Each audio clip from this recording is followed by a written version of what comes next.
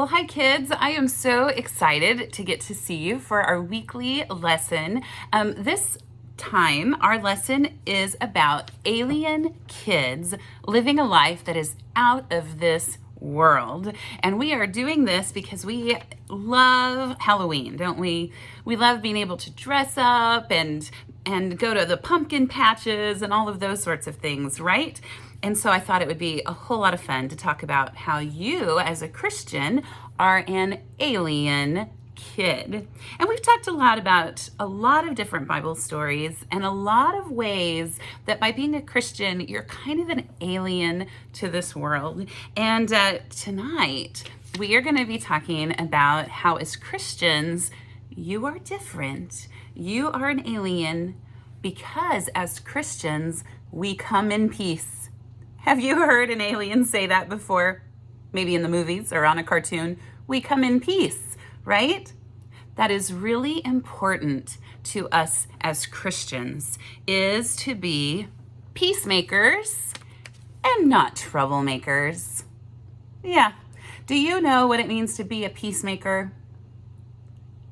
That's right. To do things that are loving, that help people get along, right? Now, what does a troublemaker look like?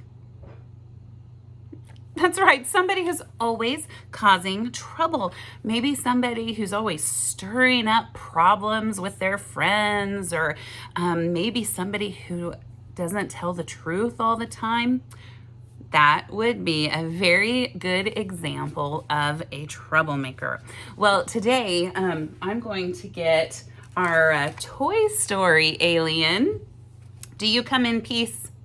Oh, of course he comes in peace to help tell our story tonight. And this Bible story comes from the book of Genesis, chapter 12. And one of the ways that you can help me tell the story is every time I say the name Abram, I want you to either stand up or sit down. Can you do that? Oh, so good. Okay, all right, well, let's hear our story tonight. This story is about two men, Abram, and Lot. Abram was Lot's uncle. They both owned a lot of cattle and livestock.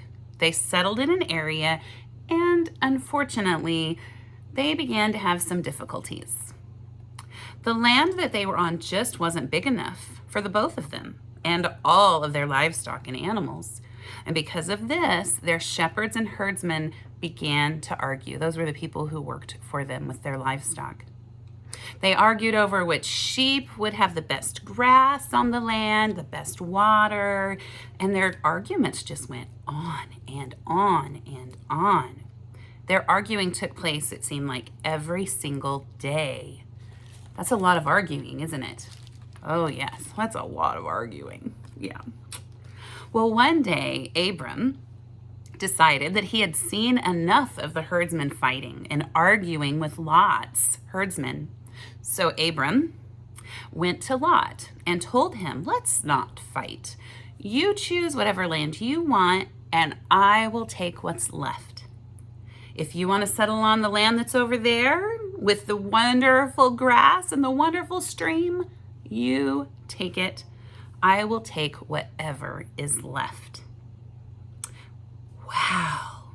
Can you believe Abram decided that he had had enough and that he was just going to let Lot have the best land if he wanted it? Wow, that is truly being a peacemaker, right? Instead of a troublemaker.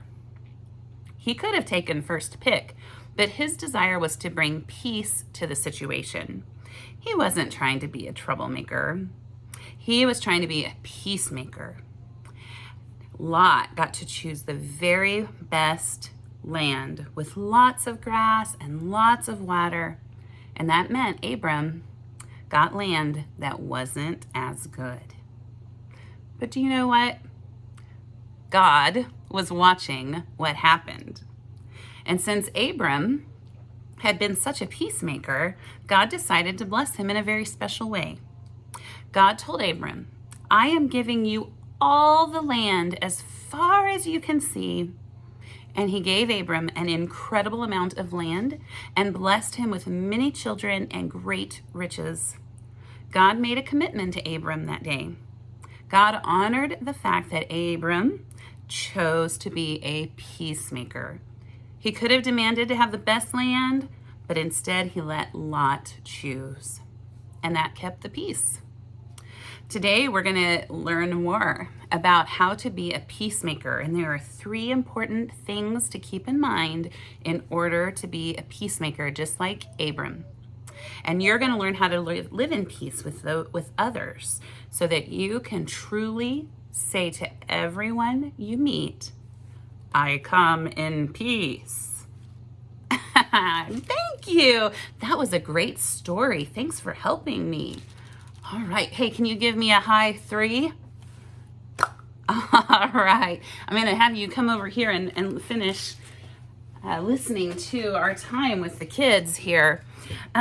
Don't you think that our world would be a much better place if everyone decided to be a peacemaker instead of a troublemaker? I think it would. I sure think it would. You know, in Romans 12:18, it says this: do all that you can to live in peace with everyone. Do all that you can to live in peace with everyone.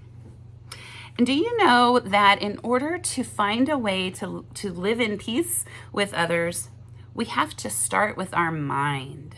We have to be aware of what we are thinking about. If I am always thinking about myself first, do you think I'm going to be a peacemaker or a troublemaker? Yeah, I'll probably be more of a troublemaker because I want to make sure that I always get what should be mine, right? That's a lot of I and mine. Yes. But if I want to be a peacemaker in my mind, I have to practice and work to think of others first, not myself. Do you think that you could try to do that?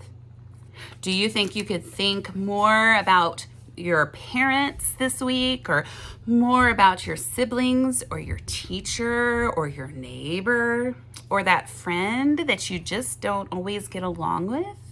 Could you think a little bit more about what they need this week instead of what you need this week?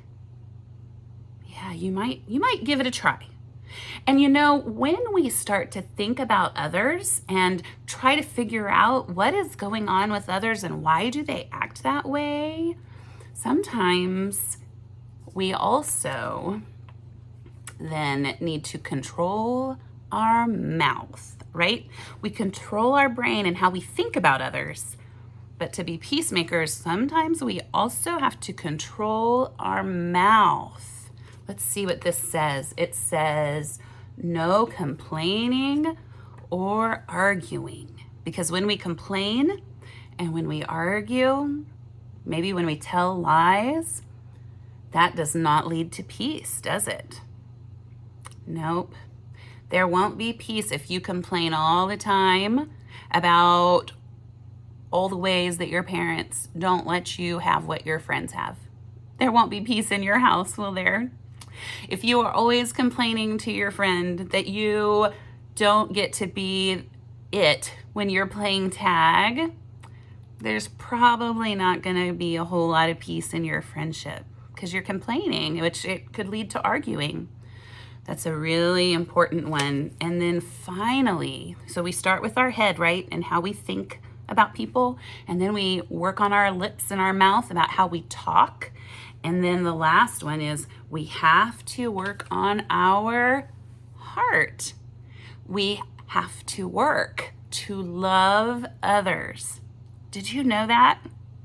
You know, they say that love is a verb. And have you studied verbs yet in school? Verbs are things that you do, action, right? Sometimes in our lives, we may not have that loving feeling towards other people.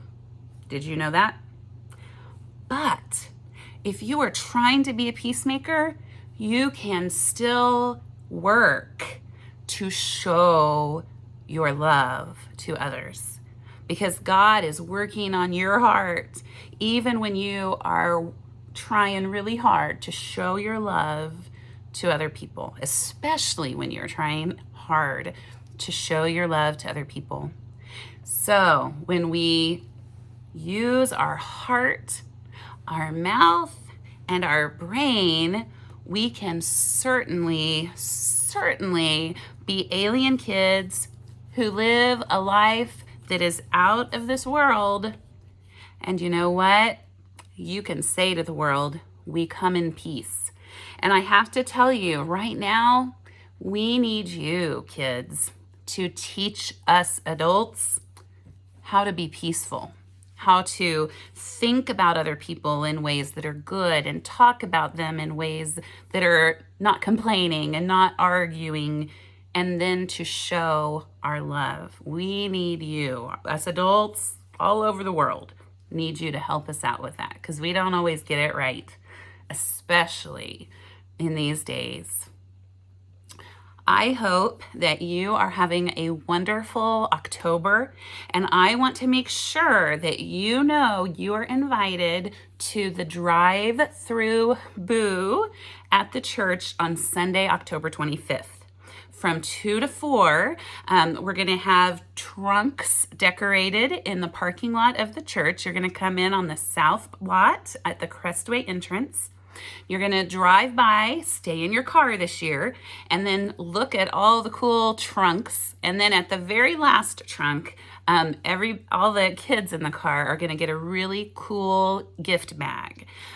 This is how we're doing our fun trunk or treat. We're doing it as a drive-through this year. I would love to see you in your costumes. So if you have a costume, go ahead and put that on. If you don't have time, don't worry about it.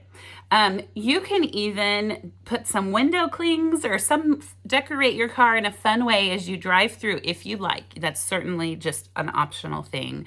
But we would really love to see you that day. And I hope that you will do your best this week to be a peacemaker, not a troublemaker, and then maybe even encourage those around you to do the same. I hope you have a great week. Bye-bye.